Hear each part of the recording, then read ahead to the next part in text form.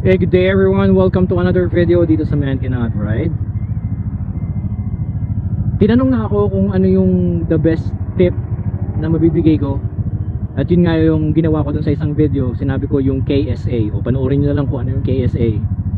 Now, ano naman daw yung pinaka the best skill na dapat ma-master pagdating sa street riding? Ayan. That is situational awareness.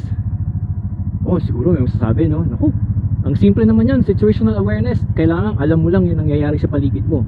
O tama naman yun. Situational awareness, ang ibig sabihin nun, alam mo yung nangyayari sa paligid mo. Pero, sa larangan ng pagmumotor, lalo na ng big bike, lalagyan natin ng mas malalim na paliwanag ng situational awareness.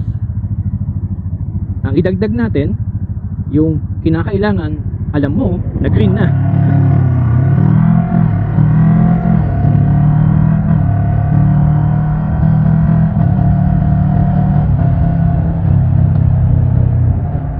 Ang idagdag siguro natin is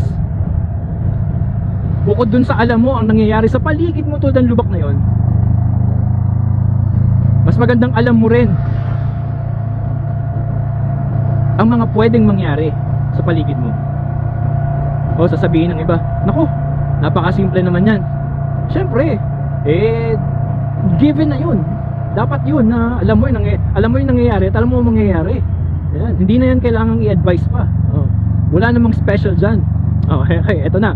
Lagyan na natin ng something special. Pahirapan na natin. Pahirapin natin yung skill na to. Gawin nating advance yung skill na situational awareness. Kasi yung iba, akala nila, sapat na yung alam mo ang nangyayari sa paligid mo. Alam mo ang mangyayari, pwedeng mangyari. Pero, i-advance pa natin. Situational awareness, ibalik natin sa motor natin at sa sarili natin. Kailangan alam natin kung anong magiging behavior ng motor natin kapag binigyan natin to ng mga inputs. Sa tingin ko, yun ang pinaka-advanced version ng situational awareness. Kaya siya advanced dahil napakahirap niyang gawin. Bakit? Dahil kalimitan sa mga rider, umaasa na lang sa stock knowledge, umaasa na lang sa mga basic skills. Tapos ang attitude nila, okay na yan, pwede na yan. Ang nalilimutan nila, we can actually control the motorcycle and make it do what we want it to do. Where and when and how and why. Alam natin kung bakit ginagawa ng motor yung pinapagawa natin sa kanya. 'Di ba? Ang hirap i-digest ngayon, ano? Ang hirap ng lunukin.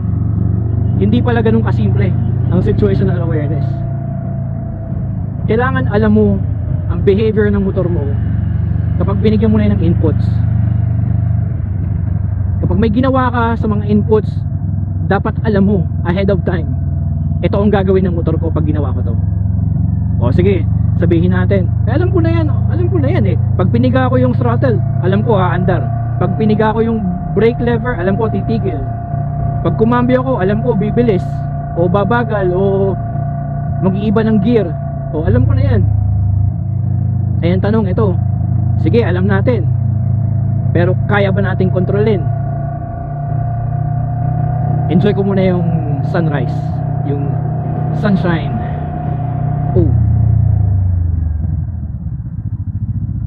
katulad nun, hindi ako nakatingin sa daan, I'm enjoying the sunshine, nagsasalita ako, nagvo-vlog, hati ang attention ko, tapos I'm riding one-handed, tapos biglang nag-stop, nakita ko nag-yellow tapos nag-stop. So ginamit ko agad ang aking technique of emergency braking sa rear brake.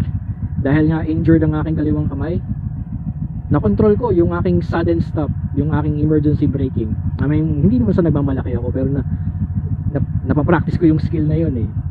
Yun, yun ang isa sa mga example ng situational awareness and being in control of your bike's behavior.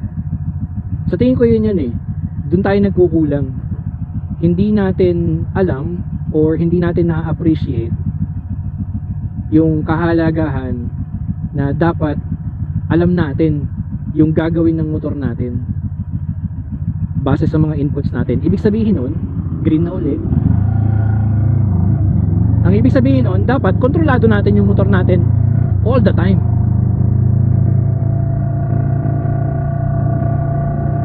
Gusto ko steady lang ako dito, throttle control. Gusto ko sa traffic, swabe lang akong sumingit, clutch modulation or rear brake modulation. Gusto ko sa corners, stable ako sa corner, sa mid corner. Trail braking. Gusto ko sa corner, makontrol ko yung radius ko, speed equals radius. Gusto kong i-minimize yung risk, lean equals risk. So alam ko yon, nagagawa ko yung mga techniques, I'm in control of my bike. So aware ako. Pag may ginawa ako sa motor ko, aware ako kung ano yung mangyayari at ano yung gagawin ng motor ko. Aware ako kung anong magiging epekto nun sa mga kasama ko sa public roads. At aware ako at the same time kung ano yung ginagawa ng mga kasama ko sa public roads. Aware ako sa kanilang mga patterns and behaviors. Then I will become a better, safer rider. Yun ang the best skill. Kung meron man akong, kasi di ba ang tanong nga is ano daw yung nag-iisa-isang tip, the best tip, yung KSA. So ngayon ang tanong naman, ano yung nag-iisa-isa o the best skill na mabibigay ko? And that is situational awareness. Pero pag i-convert natin into motorcycle riding, pag nilaliman natin yung ibig sabihin, that means being in control and knowing what your bike will do when you put your inputs.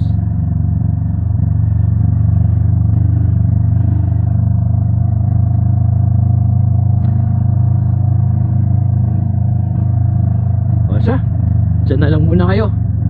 Tayo muna ay magmo-moment of peace and quiet muna dito sa aking alma mater. I will see you on the next video dito sa Man Cannot Ride.